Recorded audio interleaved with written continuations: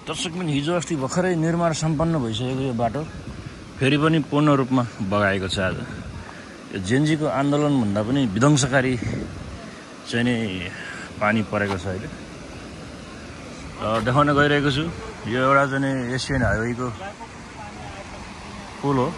यहाँ चाहिँ निर्माण कार्यहरू अगाडि बढिरहेको थियो भने पानी चाहिँ आज लगभग भरि भराउ अवस्थामा छ। र चाहिँ हिजो अस्ति भर्खर निर्माण सम्पन्न भएको यो बाटो चाहिँ पूर्ण रूपमा फेरि पनि एकपटक बगाएको छ। विनाशकारी पानी परेको यहाँको स्थानीय जनताहरूलाई चाहिँ हिँड्ने बाटो घर खेत केही बाँकी नरहेको।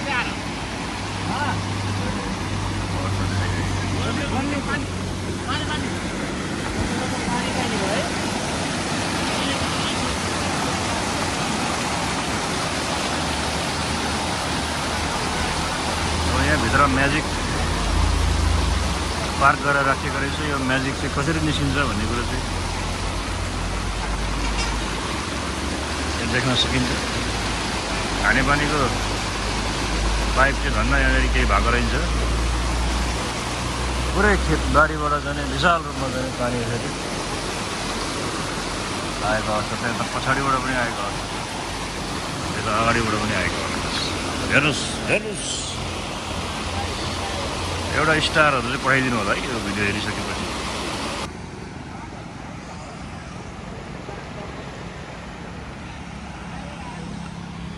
यतापट्टि यस्तो देख्न सक्नुहुन्छ भने यतापट्टि चाहिँ पूर्ण रूपमा गाडी आएको अवस्था छ। यतापट्टि घरहरू पुरै डुबान अवस्थामा छ। यो चाहिँ चन्द्रनगर सलकपुर छेउ बडुमा छेउ चन्द्रनगरको दृश्य हो। पूर्ण रूपमा बगाएको छ। र यहाँ स्थानीयको दोकान घरहरू सम्पूर्ण रूपमा चाहिँ डुबान भएको अवस्था छ। हेर्नुहोस्, सटरभित्र पनि पानी छिरेको चाहिँ अवस्था रहेको छ। हेर्नुहोस्,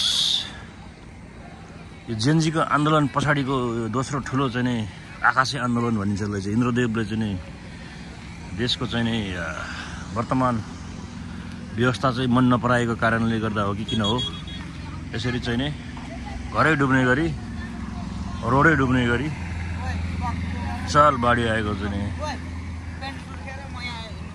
त्यहाँनिर चाहिँ नि उद्धार गर्दा एक दुईजना जनावरहरू पनि फसेको हुनसक्छ। गएर उद्धार गरिहाल्नु। ल ल ल उद्धार गर।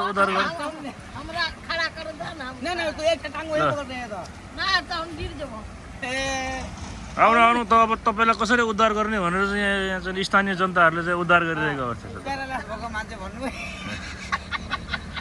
ल ल ल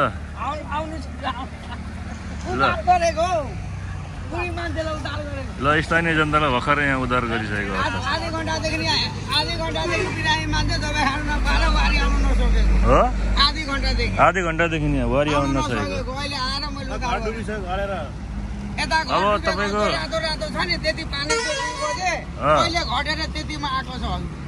पहिला चाहिँ कतिसम्म थियो?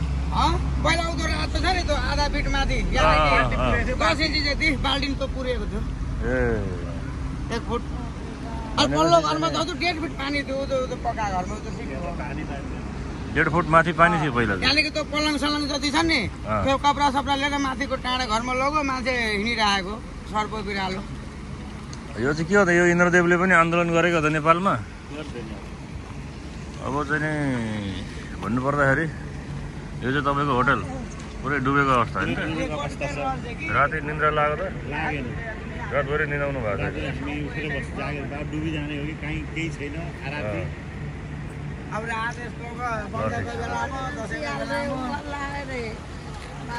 संसारले घरबाट बाहिर